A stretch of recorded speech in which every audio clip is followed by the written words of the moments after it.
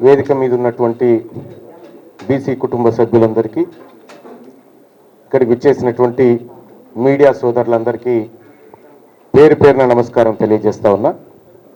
ముందుగా కాంగ్రెస్ పార్టీ ఇచ్చినటువంటి షోకాజ్ నోటీస్ను మీకు ప్రదర్శించాలనుకుంటున్నాం. ఎందుకంటే ముట్టిందన్న విషయం తెలవాలి కాబట్టి షోకాజ్ నోటీసు ఇక్కడ సస్పెన్షన్ ఆర్డర్. ఇది కాంగ్రెస్ పార్టీ మాకు ఇచ్చినటువంటి సస్పెన్షన్ ఆర్డర్. ఇది ఎక్కడ మిస్ కాకూడదని ఫ్రేమ్ కట్టించడం, మళ్ళా నలగకూడదనే ఉద్దేశంతో. సో దీంతో ఈ ఫ్రేమ్ తోటే దీంతోటే బీసీలకు రాజ్యాధికారం ఎట్లా రావన్నో చూపిస్తాం దీంతో. సో ఈ సస్పెన్షన్ ఆర్డర్ మాకు అందింది. ఇది పంపించేలా ప్రయత్నం చేసినటువంటి గౌరవ ముఖ్యమంత్రి రేవంత్ రెడ్డి గారికి, మీరు చాలా రోజుల నుంచి ప్రయత్నం చేశారు. పాపం సస్పెండ్ చేయాలి అనేటువంటి తపన.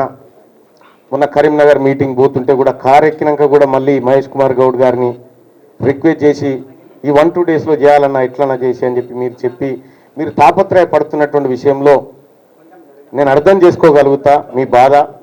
ఎందుకంటే మీ దగ్గర ఉండేటువంటి వ్యక్తులు సహజంగానే బానిసలుగా ఉండాలని మీ ఉద్దేశం కావచ్చు, అది సహజంగానే మీరు కోరుకుంటారు. కానీ తీన్మార్ మల్లన్న విషయంలో కోరుకోవడమే మీరు చేసిన పొరపాటు. ఇక్కడ సస్పెన్షన్ అనేది తీన్మార్ మల్లన్న కాంగ్రెస్ పార్టీకి సంబంధించినటువంటి దానిపైన నాకు ఏ ఇబ్బంది లేదు, అది నా వ్యక్తిగతమైనటువంటి అంశం. కానీ ఫస్ట్ ఆఫ్ ఆల్ మీడియా మిత్రులకు తెలియజేయాల్సింది ఏంటంటే, దాని గురించి సందర్భం వచ్చినప్పుడల్లా మాట్లాడతా. కానీ ఇవాళ తెలంగాణ రాష్ట్రంలో 3 ఎమ్మెల్సీ స్థానాలకు ఎన్నికలు జరుగుతూ ఉన్నాయి. ఈ ఎమ్మెల్సీ ఎన్నికల్లో బీసీ అభ్యర్థులను మరింత ఉత్సాహపరిచే విధంగా ఓటింగ్లో పాల్గొన్నటువంటి బీసీ వాదులకు, సంఘాలకు, మేధావులకు, టీచర్లకు, పట్టభద్రులకు అందరికీ శిరస్సు వంచి నమస్కారం చేస్తా ఉన్నాం. మేమంతా మీరిచ్చినటువంటి బూస్టింగ్ ఇది మామూలు బూస్టింగ్ కాదు. మాకు రేపు భవిష్యత్ తరాల్లో అది ఖచ్చితంగా మంచి రూపంలో ముందుకు పోతుంది. ఇక చాలా రోజుల నుంచి చాలామంది మీడియా మిత్రులు అడుగుతూ ఉన్నారు, ఏమైంది మల్లన్న సస్పెన్షన్ ఆర్డర్ వచ్చింది, మీరు స్పందించరా, ఎప్పుడు స్పందిస్తారనేటువంటి మాట చాలామంది మిత్రులు, మా సోదరులు కూడా చాలామంది ఫోన్ చేసి అడగడం జరిగింది. క్లియర్గా స్పందించాలని అనుకున్నా, అందరి సమక్షంలో స్పందించాలనుకున్నా. దానికోసమే ఇవాళ మీ అందరినీ ఇక్కడికి రమ్మని ఆహ్వానించడం జరిగింది. వచ్చి ఈ కార్యక్రమాన్ని కవర్ చేస్తున్నందుకు మరొకసారి ధన్యవాదాలు తెలియజేసుకుంటూనే, ఇక గౌరవ ముఖ్యమంత్రి రేవంత్ రెడ్డి గారు నన్ను కాంగ్రెస్ పార్టీ నుంచి బయటికి పంపించడం ద్వారా ఏదో జరిగిపోతుంది, ఇక బీసీ ఉద్యమం ఆగిపోతుంది, బీసీలు ఇంకెవరు మాట్లాడరు అనేటువంటి భ్రమలు మీకేమన్నా ఉంటే తొలగించుకోరాలి. వెనకటి బీసీలం కాదు మేమంతా, ఆధునీకరించబడి ఆలోచన మెరుగుపరుచుకొని వచ్చిన మలిదశ బీసీ ఉద్యమకారులం మేమంతా, ఇప్పుడు పుట్టుకొచ్చిన వాళ్ళం. ఇవాళ అడిగింది ఏంది తీన్మార్ మల్లన్న? తీన్మార్ మల్లన్న అడిగింది కులగణన తప్పు, మీరు ఈ ప్రభుత్వం చేసినటువంటి కులగణన చిత్తు కాగితంతో సమానం, ఇది ఎందుకు పనికిరాదు, ఇది బీసీలను ప్రజలను మోసం చేస్తున్నటువంటి నివేదిక అని చెప్పి తగలబెట్టడం జరిగింది. నిజంగా తగలబెట్టడమే తప్పు అయితే, బీసీల మంచిని కోరి బీసీలకు న్యాయం జరగాలని కోరి తగలబెట్టడం తప్పైతే ఆ తప్పును ఇంకా 1000 సార్లు చేస్తా. కానీ ఇవాళ మీరే చెప్పిరు, భారతదేశానికి ఆదర్శవంతమైనటువంటి కులగణన మనం చేయబోతా ఉన్నాం, ఇది నా జన్మ సార్థకం అనేటువంటి డైలాగులు పెద్దగా కొట్టిరు. నేను కూడా చెప్పిన కులగణన చేసే క్రమంలో ముఖ్యమంత్రి గారికి నేను కూడా సూచన చేసిన 1931 తర్వాత అసలు మా తలకాయలను లెక్కించినోడు లేడు కులాల వారీగా మీరే మంచి కార్యక్రమం చేపట్టిరు మీరు చేపట్టే కార్యక్రమం దేశానికి ఆదర్శంగా ఉండాలి రాహుల్ గాంధీ గారు తల ఎత్తుకొని మాట్లాడే విధంగా ఉండాలి దీని ఒక పండుగ వాతావరణంలో చేయాలనేటువంటి మాట చెప్పడం జరిగింది నిజంగా కులగణన సక్సెస్ చేయాలనేటువంటి ఆలోచన గనుక రాష్ట్ర ప్రభుత్వానికి అందులో ఉన్న అగ్రవర్ణాలకు నిజంగా ఉంటే కులగణన ప్రారంభోత్సవమే వేడుకలాగా జరిగి ముఖ్యమంత్రి గారు ఆయన ఇంట్లో మంత్రులు వాళ్ళ ఇళ్లలో ఎమ్మెల్యేలు కాంగ్రెస్ పార్టీ నాయకులంతా ఎవరింట్లో వాళ్ళు మొదటి రోజు చేసుకొని సమాజానికి ఆదర్శంగా చూపించేటోళ్ళు గతంలో 2014లో కేసీఆర్ గారు సర్వే చేసినప్పుడు దుబాయ్ బొంబాయి ఎక్కడున్న గురుకొచ్చిండు అంత పకడ్బందీ ప్రచారం చేసిరు కానీ ఇవాళ తూతూ మంత్రంగా సమగ్ర కుటుంబ సర్వే అయిపోయే టైంకి పీరియడ్ అంటే ఏది మొన్న చేసిన సర్వే అయిపోయే టైంకి ముఖ్యమంత్రి గారు పిలుచుకొని ఏదో తూతూ మంత్రంగా ఇచ్చినట్టు చేసిండు ముఖ్యమంత్రి గారికే గంట నిర్లక్ష్యం ఉన్న తర్వాత మంత్రులకు నిర్లక్ష్యం ఉండదా కింద క్యాడర్కు నిర్లక్ష్యం ఉండదా పోనీ చేసిండ్రేదో మీరే చెప్తిరి ఆదర్శవంతమైన సర్వే ఎప్పుడైతే 100% చేసి 100% లెక్కల్లో పక్కాగా ఎవరి వాటా ఏందో తేల్చి సర్వే బయటికి వస్తే అది ఆదర్శవంతమైంది అంటారు మీరు చేసినటువంటి సర్వే ఆదర్శవంతమైన సర్వే కాదు అది అగ్రవర్ణాలను ఎక్కువ చూపించి అనగారిన వర్గాలను తొక్కి పెట్టడానికి మీరు ఉపయోగించుకున్నటువంటి సర్వే ఈ సర్వేను బీసీ సమాజం ఎట్టి పరిస్థితుల్లో యాక్సెప్ట్ చేయడానికి సిద్ధంగా లేదు నేను సర్వే రిపోర్ట్ తప్పు అని కాలబెట్టిన తర్వాత అట్లా కాలబెట్టడం తప్పు అని చెప్పి షోకాజ్ నోటీస్ సస్పెన్షన్ చేసినావు ఒకవేళ నాదే తప్పైతే నువ్వు మళ్ళీ సర్వే ఎందుకు చేసినావు మరి మల్లన చేసిందే తప్పైతే మళ్ళీ సర్వే చేయాల్సినటువంటి అవసరం ఎందుకు ఏర్పడ్డది ఇక్కడ సర్వేలో కూడా క్లియర్గా ఫస్ట్ ఏం చెప్పినాం మనం 3,54,000 ఇండ్లు ఇంకా సర్వే చేయలే 16 లక్షల మందిని చేయాల్సి ఉంది అనేటువంటి మాట చెప్పినాం వాళ్ళు ఎందుకు చేయలేదంటే అయిష్టంగా ఉన్నారు అనే మాట చెప్పినాం అయిష్టంగా ఉన్న దగ్గరికి మళ్ళీ మన ఎమ్యూనరేటర్ని పంపన్నా లేకపోతే అయిష్టంగా ఉన్నోడే మళ్ళీ మన దగ్గర రావన్నా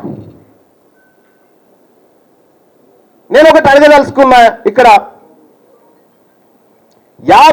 3,54,000 ఇండ్లను మనం ఇంకా సర్వేలో పాల్గొనలేదని చెప్పినాం 16 లక్షల మంది అని చెప్పినాం ఈ 16 లక్షల మంది అన్న సంగతి మీకు ఎట్లా తెలిసింది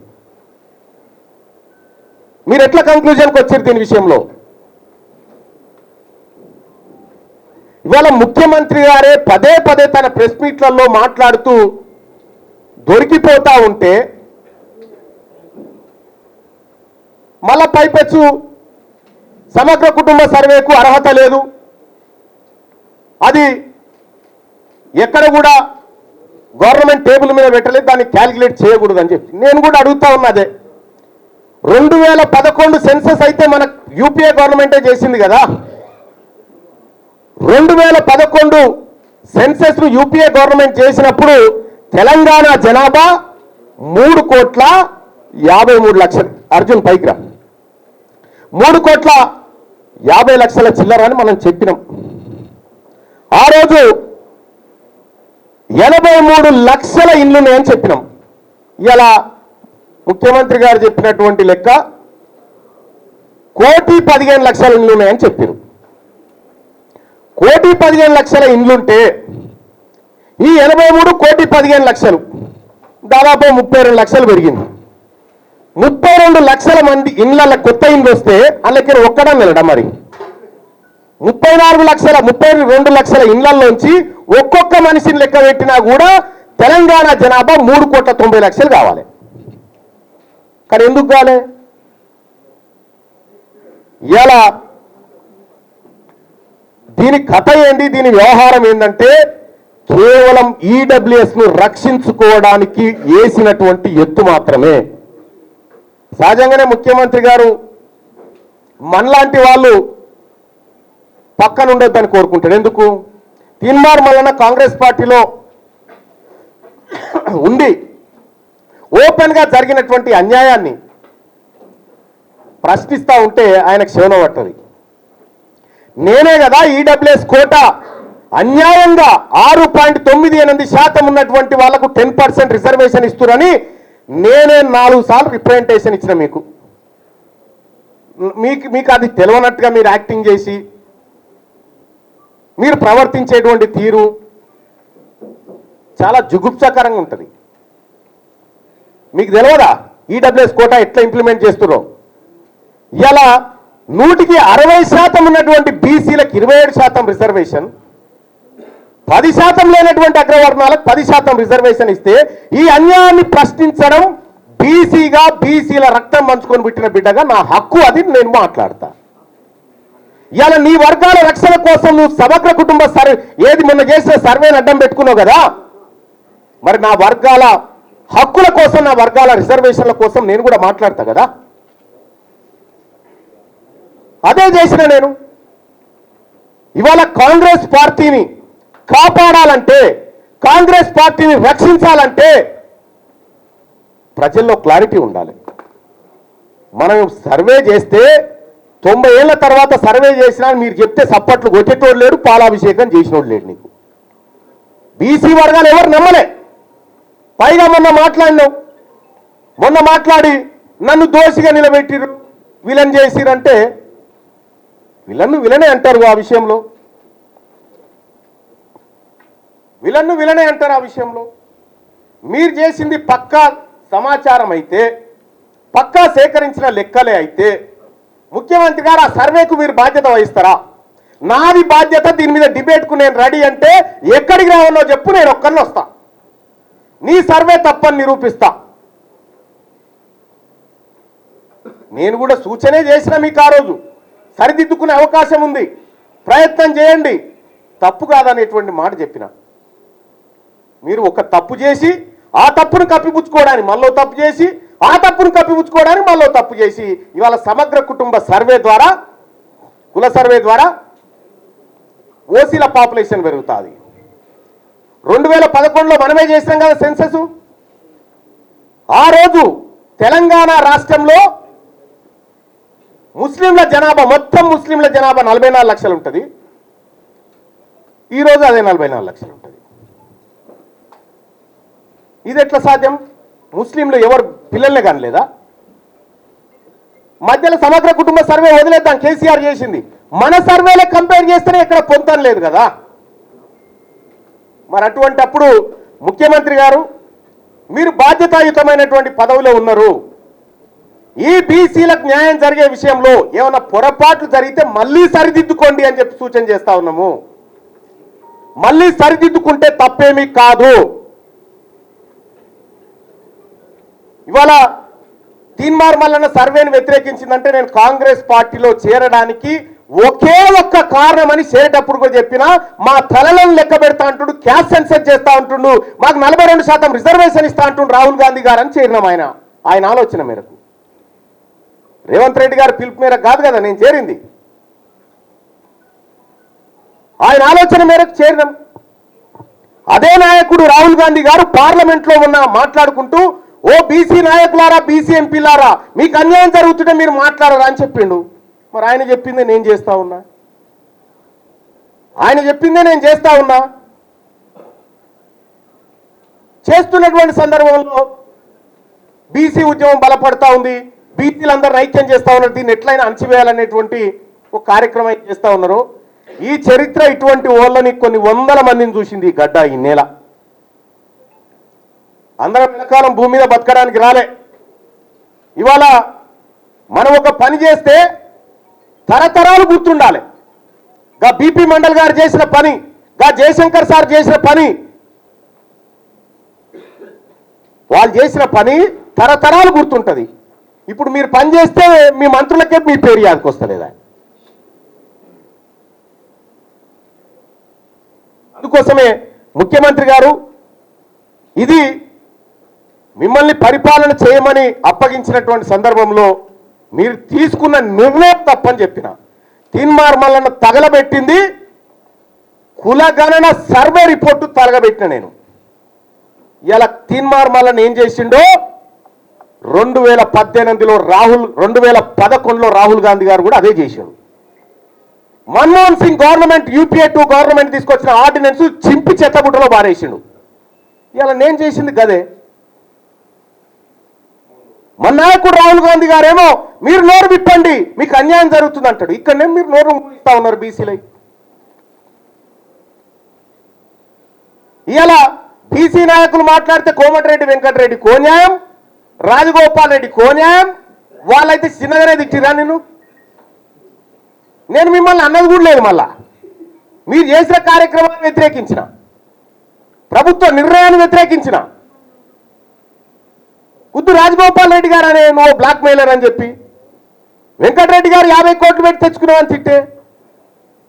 అంటే అంతర్గత ప్రజాస్వామ్యం అనేది కాంగ్రెస్ పార్టీలో అగ్రవర్ణాలకు ఉంటుంది కానీ అణగారిన వర్గాలకు ఉండదా? ఇవాళ మీరు ఏం చేయదలుచుకున్నారు కాంగ్రెస్ పార్టీని? ఈ కాన్స్టిట్యూషన్ ఏం చెప్తా ఉంది? Constitution of all India Congress party constitution ఏం చెప్తా ఉంది? కనీసం ఎవరైనా బుర్రులోడు ఉన్నాడా? చదువుకున్నాడా ఎవరైనా? ఇందులో ప్రభుత్వ నిర్ణయాన్ని వ్యతిరేకిస్తే పార్టీ నిర్ణయాన్ని ధిక్కరించినట్టు అని ఎక్కడ ఉందా చూపెట్టుర్రి. మీ ఇంటెన్షన్ ఏంటంటే బీసీ ఉద్యమాన్ని లేవకుండా చేయాలనేటువంటి మీ ఇంటెన్షన్ ఏదైతే ఉందో మీరు ఆ భ్రమలలోనే ఉండురి. ఇవాళ బీసీలంతా చైతన్యవంతమై మేము ముందుకు పోతా ఉన్నాం. అలాగే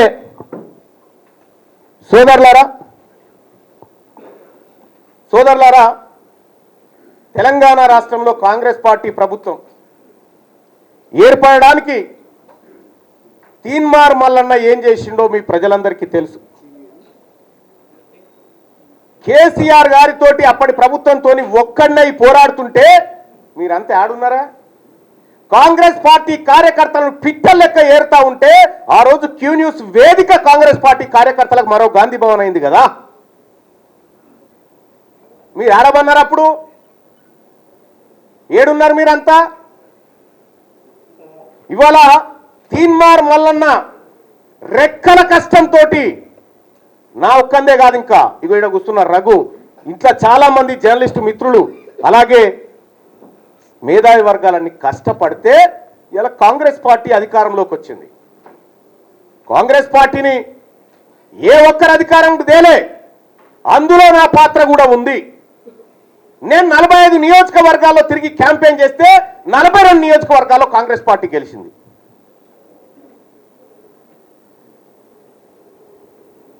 తీన్మార్ మల్లన్న ఏం చేసిన కాంగ్రెస్ పార్టీ కంటే నువ్వు కూర్చున్న కుర్చీ పునాది వాడడానికి నేను తీన్మార్ మల్లన్నను కూడా కారణం. మరి మీకు జీర్ణించుకోలేక 2028లో బీసీ ముఖ్యమంత్రి అంటే మీకేమైనా ఇబ్బంది అవుతా ఉందా? మీకు ఇబ్బంది అయితే మేమేం చేయలేము.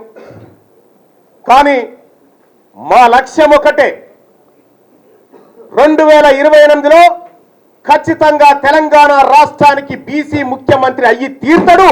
ఇది మా బీసీలుగా మేమందరం చేసుకుంటున్నటువంటి శపథం. పాపం అంజన్ కుమార్ యాదవ్ మాట్లాడిండు, హనుమంతరావు గారు మాట్లాడితే పార్టీ లైన్ దాటొద్దు. కోమటిరెడ్డి వెంకటరెడ్డి వీడియో ఇప్పుడు ఎవరు నాకు పంపితే చూసినా ఏమంటారా, చెత్తబుట్టల వారేసిన వాళ్ళ షోకాజ్ నోటీసు నాకు ఇస్తారా అని చెప్పని అంటా ఉన్నాడు. నేను చెప్తా ఉన్నా, మీ షోకాజ్ నోటీసులకు నేను రిప్లై ఇచ్చేంత, లేకపోతే మీ సస్పెన్షన్లకు భయపడేంత పిరికి రక్తంతో పుట్టలే. నేను బీసీ ఓడిగా గర్జించే బిడగా పుట్టినా. ఇక్కడ మీ పిల్లిగాండ్రింపులకి ఇక్కడ భయపడేటోడు ఎవడు లేడు. ఇలా కాంగ్రెస్ పార్టీని అడ్డం పెట్టుకొని అధికారంలోకి వచ్చినటువంటి మీరు ఆ పార్టీని రక్షించాల్సిన అవసరం ఉండే. ఏం జరుగుతూ ఉంది? 2023 డిసెంబర్లో ఎన్నికలు జరిగితే అక్కడి నుంచి మళ్ళీ 6 నెలల తర్వాత వచ్చిన పార్లమెంట్ ఎన్నికల వరకు కాంగ్రెస్ పార్టీ పరిస్థితికి ఏడుకొచ్చింది. 15 నెలల ఏ కాంగ్రెస్ పార్టీ కార్యకర్తలన్నా కనీసం సంతోషంగా ఉన్నాడా? ఇలా ఎస్, నేను చెప్తా ఉన్నా, నా గెలుపు కోసం, రాహుల్ గాంధీ గారి ఆశయం కోసం పనిచేసినటువంటి కాంగ్రెస్ పార్టీ కార్యకర్తలారా, మీ అందరికీ ఎప్పటికీ రుణపడి ఉంటా. ఇవాళ మీరు కార్యకర్తలను విస్మరిస్తురి, పదవులు రాగానే మీరు పంచక తింటిరి. ఇంకా ఎంత దుర్మార్గం అంటే కార్పొరేషన్ పదవుల లిస్ట్ వేసిరు. ఆ కార్పొరేషన్ పదవుల లిస్టులో మీరు 30-33 వేస్తే అన్న జగ్గారెడ్డి గారి సతీమణికి ఒక కార్పొరేషన్ ఇచ్చిరు. అందులో ఏం రాసిరు ఎక్కేనా, ఆమె పేరు ఏదో గౌడ్ అని రాసిరు, నిర్మలా గౌడ్ అని రాసిరు. ఎక్కించినట్టు గౌడ్ల కోటాలు ఇచ్చినట. ఇంకొక ఆమె నల్గొండ జిల్లా యాదాద్రి శోభారాణి గారు ఏమో, ఆమె రెడ్డి సామాజిక వర్గం, ఆమెకెట్టించి కురుమ సామాజిక వర్గంలో ఇచ్చిరట. అంటే మీరు పదవులు పంచుకొని 10 ఏళ్ల పాటు అధికారానికి దూరంగా ఉండి 6 నిమిషాలు కొట్లాడిన కాంగ్రెస్ పార్టీ కార్యకర్తలు కనీసం గుర్తించకుండా మీరు పప్పు బెల్లాల లెక్క పంచుకొని పోతా ఉంటే ఆ పార్టీ కోసం కష్టపడ్డటువంటి కాంగ్రెస్ పార్టీ కార్యకర్తలు ఎటుపోవాలా? ఏం కావాలా? అందుకోసమే ఒక్క కాంగ్రెస్ పార్టీ కాదు, అన్ని పార్టీల్లో ఉన్నటువంటి బీసీ బిడ్డలకు వాళ్ళకు అన్యాయం జరిగితే మేము మాట్లాడతాం, వాళ్ళ తరపున పోరాడతాం. ఇక రెండో విషయం, ముఖ్యమంత్రి గారు 6 నెలల కాలం అసెంబ్లీకి పార్లమెంటుకు ఇవాళ తీన్మార్ మల్లన్న కాంగ్రెస్ పార్టీ తీన్మార్ మల్లన్నను గెలిపించింది అనేటువంటి మాట, గెలిపించినాక గిట్లనే నా మాట్లాడేదని ఒక మాట నేను చెప్తా ఉన్నా. ఎవరు గెలిపించారు? తీన్మార్ మల్లన్న అసెంబ్లీ ఎన్నికల నుంచి పార్లమెంట్ ఎన్నికలు 6 నెలల కాలం ఉంటే నేను కంటెస్ట్ చేసినటువంటి వరంగల్, నల్గొండ, ఖమ్మం నియోజకవర్గంలో 5 పార్లమెంట్లు గెలిపించుకోగలిగినాం. మరి మీరు సార్, మీ సొంత మహబూబ్ నగర్ జిల్లాలోనే మీ అభ్యర్థి ఓడిపోయాడు. మీరు సిట్టింగ్ ఎంపీగా ఉన్న మల్కాజ్గిరిలో ఒక సీట్ రాలే. ఇవాళ మీరు కరెక్ట్గా పనిచేసినంటే 6 నెలల పాటు కరెక్ట్గా కాంగ్రెస్ పార్టీ విధానాల కోసం పనిచేసినంటే ఆ 8 సీట్లు కూడా కాంగ్రెస్ పార్టీకి వస్తే ఇలా నరేంద్ర మోడీ ప్రభుత్వం లేదు కేంద్రంలో. పరోక్షంగా మీరు సహకరించుకుంటా ఇవాళ కాంగ్రెస్ పార్టీని ఖతం చేసేటువంటి ఉద్దేశంతో మీరు ముందుకు పోతా ఉన్నారు. మీరు పొండి మీ విధానాలు కూడా అర్థమవుతా ఉన్నాయి. నిన్నగాక మొన్న కాంగ్రెస్ పార్టీ ఎమ్మెల్సీ అభ్యర్థి నరేందర్ రెడ్డి గారు ఆయన ఎన్నికల ప్రచారానికి పోయి ఈయన గెలిచినా గెలవకపోయినా ఒకటే అని చెప్పి, ఈయన గెలిచినా గెలవకపోయినా ఒకటే అని చెప్పే, మరి నరేంద్ర మోడీ గారు బొమ్మ పెట్టుకున్నటువంటి బీజేపీ అభ్యర్థి ఆడ గెలుస్తా ఉన్నాడు. ఇంకో టీచర్ ఎమ్మెల్సీ ఎన్నికల్లో భారతీయ జనతా పార్టీ ఒక బీసీ బిడ్డకు టికెట్ ఇచ్చి ఫస్ట్ ప్రియారిటీలో టీచర్ ఎమ్మెల్సీ గెలిచి ఆ ఇంపాక్ట్ తోటి పట్టభద్రుల ఎమ్మెల్సీ ఎన్నికలు కూడా గెలుస్తూ ఉంది. మీరు జిల్లాలు మొత్తం ఈ మెదకు, ఆదిలాబాద్, నిజామాబాద్, కరీంనగర్ పిట్ట తిరిగి నడుదిరిగి ఎమ్మెల్సీ ఎన్నికలు ఏంది ఫలితం? ఇవాళ ఎందుకు తారుమారైతా ఉంది? ఇవాళ ఏడాది లోపలనే కాంగ్రెస్ పార్టీ పైన, ప్రభుత్వం పైన ఇంత వ్యతిరేకత ఎందుకు వస్తూ ఉంది? ఆత్మ పరిశీలన చేసుకోవాలి కదా. ఇది మీరు చేసుకోకుండా ముఖం బాగలేక అద్దం బలగొట్టుకున్నట్టుగా తీన్మార్ మల్లన్న సస్పెండ్ చేయడం ద్వారా మొత్తం బీసీ ఉద్యమం ఆగిపోతుందని, మొత్తం వ్యవస్థ అంతా కుప్పగూలుతుందని నేను ఒక్కనై కొట్లాడినప్పుడు ఒక బలమైన శక్తిగా కేసీఆర్ ఉన్న కాలంలో కొట్లాడిన, మీరు లేరప్పుడు. వాళ్ళతోని కొట్లాడి గీడికి వచ్చిన ఆయన మేమే గెలిపించినాడు. నన్ను గెలిపించినోడు మహబూబ్ నగర్లో వంశీచంద్ర రెడ్డిని ఎందుకు గెలిపించలే? వంశీచంద్ర రెడ్డిని ఓడగొట్టింది మీరు గారా? ఇవాళ వంశీచంద్ర రెడ్డి సిడబ్ల్యూసి మెంబర్గా ఉన్నాడు, ఇక్కడ వ్యవహారాన్ని ప్రతిదీ అధిష్టానానికి చేరవేస్తాడని కుట్రవన్నీ ఓడగొట్టి మీ మనిషి చామల కిరణ్ కుమార్ రెడ్డిని పెట్టింది కరెక్ట్ కాదా? మీ వల్ల కాంగ్రెస్ పార్టీకి మంచి జరిగితే ఓకే, కానీ మంచి జరిగే పరిస్థితి కనిపిస్తలేదు మీ నిర్ణయాల వల్ల. నా మాట ఎవరు వింటలేరు కాంగ్రెస్ పార్టీలని అలిగిపోతా ఉన్నావట. నువ్వు అలిగిపో, అలుగులో దుంకు. కానీ ఒక మాట చెప్తా ఉన్నా ముఖ్యమంత్రి గారు, ఈ కులగణన విషయంలో కానీ నా సర్వే నా కథ అది పక్కకు పెట్టండి, ఏది నా సస్పెన్షన్. ఈ కులగణన విషయంలో కానీ 42% రిజర్వేషన్ల విషయంలో కానీ 42% వాటా కాంట్రాక్టులు బీసీ కాంట్రాక్టర్లకు ఇవ్వడంలో కానీ కామారెడ్డి డిక్లరేషన్లో కానీ ఎక్కడైనా బీసీలకు అన్యాయం జరిగితే బరాబర్ కొట్లాడతాం. ఇవాళ నేను మాట్లాడడానికి ఏమైనా అడ్డం గుర్తి అన్ని క్లియర్ చేసి పెడుతుంది. కాబట్టి ముఖ్యమంత్రి గారు ఈరోజు కూడా మేము సూచన చేయదలుచుకున్నాం. నన్ను సస్పెండ్ చేస్తే నాకే ఇబ్బంది లేదు, ఎందుకంటే తీన్మార్ మల్లన్న గత ప్రభుత్వం మీద కొట్లాడి 100 రోజులు జైలు జీవితాన్ని గడిపినటువంటి వాడిని నేను. ఇప్పుడు నీ పక్కపంటున్న వాళ్ళు ఎవరు జైల్లో లేరో కేసు కూడా లేదు వాళ్ళ మీద. అధికారం రాగానే దగ్గరికి వచ్చి కూర్చున్నాడు. మరి మేము ఎట్లా ఊరుకుంటాం? రేపు పొద్దున ఖచ్చితంగా గ్రామ గ్రామాన బీసీ వాదాన్ని తీసుకుపోతాం, బీసీ ప్రజలను చైతన్యవంతం చేస్తాం. ఇప్పటికే ఎమ్మెల్సీ ఎన్నికల్లో బీసీల సత్తా దాటినం. 50 సంవత్సరాల క్రితం పుట్టిన పిఆర్టీయు, 54 సంవత్సరాల క్రితం పుట్టిన యూటీఎఫ్, నెల రోజుల కింద పుట్టిన బీసీ వాదం ఇలా 5200 ఓట్లు సంపాదించడం. 0 to 5200 ఓట్లు సంపాదించడం అంటే ఇది బీసీలలో వచ్చినటువంటి చైతన్యం. ఇలా మా సోదరుడు ప్రసన్న హరికృష్ణ ఇలా మీ గెలిచేటోళ్ళని వెనక గుంజి కూర్చుండబెట్టాడు. మీతో సమానంగా పోటీ పడతా ఉన్నాడు. 125 ఏళ్ల కాంగ్రెస్ పార్టీ చరిత్ర, 45 ఏళ్ల బీజేపీ చరిత్రకు ఒక బీసీ బిడ్డ తలగొరువు పెడతా ఉన్నాడు ఆడ. ఇలా బీసీ వాదం తెలంగాణ రాష్ట్రంలో బలపడ్డ సూచనలు, మరింత బలీయ శక్తిగా మారుతున్న బీసీ వర్గాలను చూసి మీకు అక్కసు ఉంటే మేమేం చేయలేం.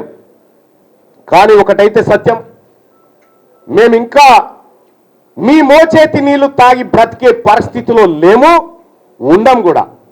రేపటి నుంచి బీసీలకు దక్కిన వాటా ఎంత, దక్కుతున్నదెంత, మా భూములు ఎన్ని పోతా ఉన్నాయి, మాకిచ్చిన సంపద ఎంత, మా ఉద్యోగాలు ఎంత, మీ ఈడబ్ల్యూఎస్ కోటా ద్వారా 25,000 ఉద్యోగాలు దొంగతనంగా ఎత్తుకపోయిన లెక్కలు ప్రతిదీ బయట పెడతాం, మా ప్రజల్ని చైతన్యవంతం చేస్తాం. వాళ్ళ తీన్మార్ మల్లన్న సస్పెండ్ ఈ మేమందరం కష్టపడి సాధించినటువంటి కాంగ్రెస్ పార్టీ ప్రభుత్వాన్ని కూర్చోబెట్టి దాంట్లో కుర్చీలో కూర్చొని రేపు పొద్దుగాల కాంగ్రెస్ పార్టీని ఖతం చేస్తేనే నీకు ఇంకోటి అంటే కూడా ఆ పని కూడా చేసిపోతారు మీరు. కానీ ఆ పార్టీ బతకాలని కోరుకుంటున్నాం మేము ఈ ప్రజాస్వామ్య దేశంలో. కాబట్టి సోదరులారా, మేము అన్నిటికీ కూడా రిప్లై చేయడానికి సిద్ధంగా ఉన్నాం. ఈ సోమాజిగూడ ప్రెస్ క్లబ్ నుంచి నేను సవాల్ ఇసురుతా ఉన్నా, కులగణన లెక్కలు తీసుకొని ఎవరు వస్తారో రరి, అవి తప్పని నిరూపించడానికి మీ తీన్మార్ మల్లన్న సిద్ధంగా ఉన్నాడు. Thank you.